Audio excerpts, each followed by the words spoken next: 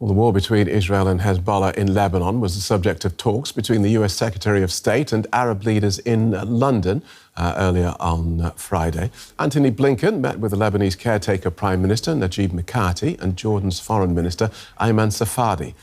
Secretary Blinken said there was a real sense of urgency to reach a diplomatic resolution in order to provide security along the border between Israel and Lebanon. Mr. Blinken called for the protection of civilians and said the safety of UN peacekeepers is essential. Sooner we're able to get a resolution.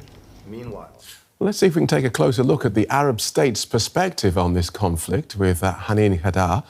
She's a senior fellow at the Washington Institute's Arab Politics program and has written extensively about Lebanon and Hezbollah. Welcome to DW. I'd like to start with what appears to be a muted Arab response. When we look back to the 1970s, oil-producing Arab states imposed oil embargoes on the US to punish them for their support of Israel. Now, today, we see Israel flattening apartment buildings and killing civilians in Lebanon. Arab governments have limited their responses to condemnations and call for restraint. Can you explain the difference in approach?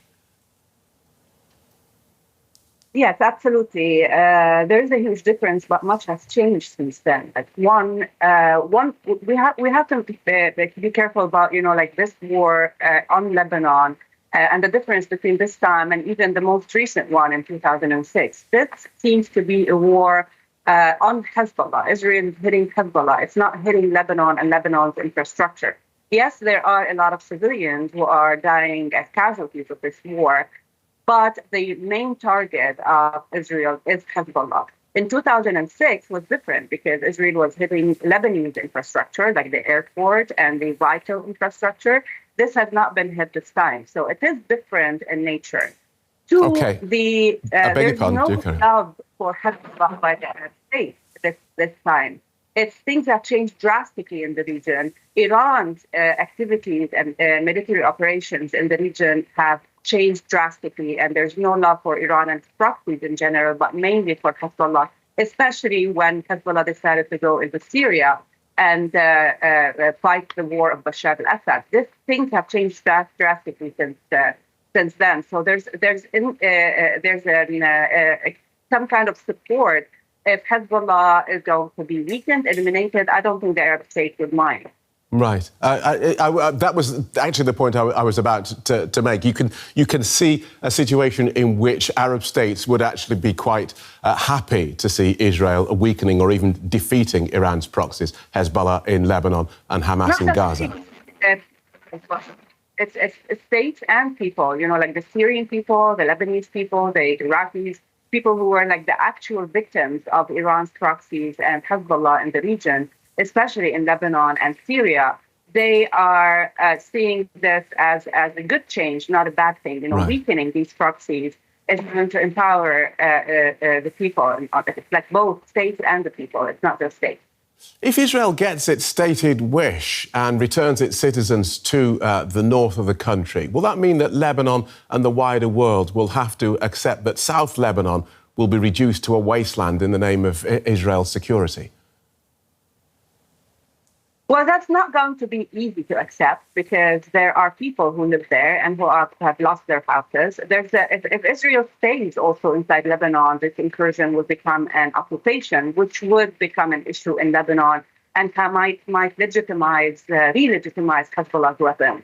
But I don't think that's the case. The thing is that it's very important now for diplomacy to translate Hezbollah's military defeat into a real political process where you don't have to get there. You only get there where this is like buffer zone, which is flattened and no one can enter. It will only happen if diplomacy doesn't really reach a political change in Lebanon, doesn't translate this defeat into a political change. And the only way to do that is to implement 1701 properly and to start the political process in Lebanon by electing a president and forming a new government. If none of this is done before the end of this war, then yes, we would have to see this happening. But this is something that can be avoided by starting the political and diplomatic processes now, not after the war. Now, we have Arab countries like Qatar and Egypt, which have established themselves as mediators between Israel and Iran's proxies. New talks on a Gaza ceasefire are due to begin this weekend. Is there any reason to think that these talks might be more promising than previously? Well, it depends, right? So it could be more promising that Sinwar is no longer in the picture. On the ground, things have changed drastically also for Hamas. They're not in a position to actually demand more conditions. And the statements we've been hearing from Hamas people on the ground and leadership is they're actually calling for ceasefire and a solution for the hostages. So yes, there is hope.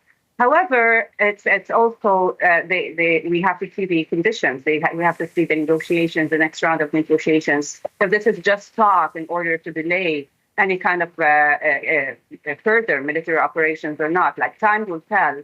But it seems that it's becoming more serious, but we can't really know until they start actually the new round of negotiations.